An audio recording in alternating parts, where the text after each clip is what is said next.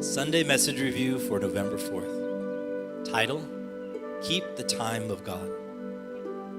Daniel 12:7. The man clothed in linen who was above the waters of the river lifted his right hand and his left hand toward heaven, and I heard him swear by him who lives forever, saying, it will be for a time, times, and half a time, when the power of the holy people has been finally broken, all these things will be completed.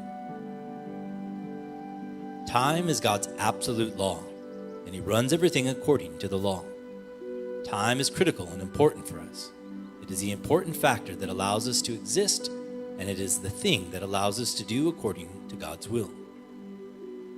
Time, in other words, is the answer. The transition period of the time period too.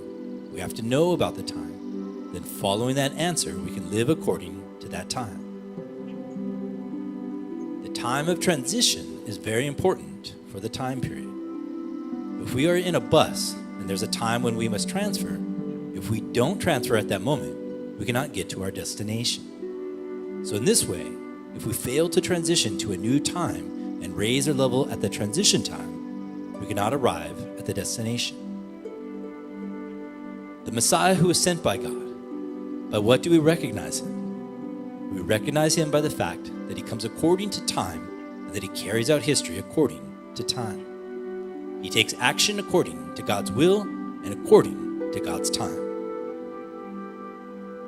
We have to be in sync with time, both the subject and the object, both the bridegroom and the bride. They have to keep the time. God, the bridegroom, and we, the bride. We have to keep the time of God.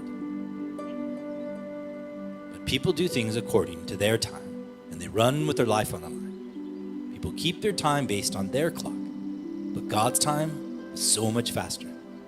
That's why the Bible said, things will happen faster than you expect. So in this way, you have to do things well according to time.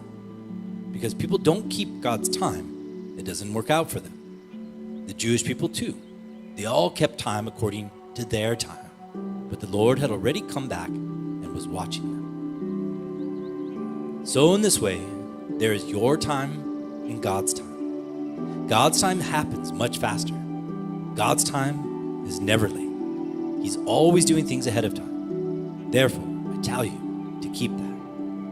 Keep the service time. You have to keep the time prior to the service. Then you'll prepare properly for the service time.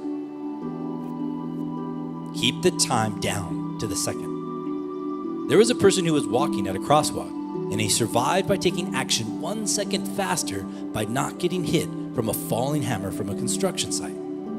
He was so thankful because he survived. In this way, there are so many things in life we must do down to the second. Time is always passing. So how are we going to make up for that? Do it even if you are late. You've been given one opportunity. Since you're late, do it even though it's late, because it's better than not doing it. Do it with whatever time you have left. You have to know. You have to learn. Then you'll be able to keep it when God's time comes. And the rest, the many things about time, the Holy Spirit will give inspiration to each individual. I bless you to be people who always keep the time.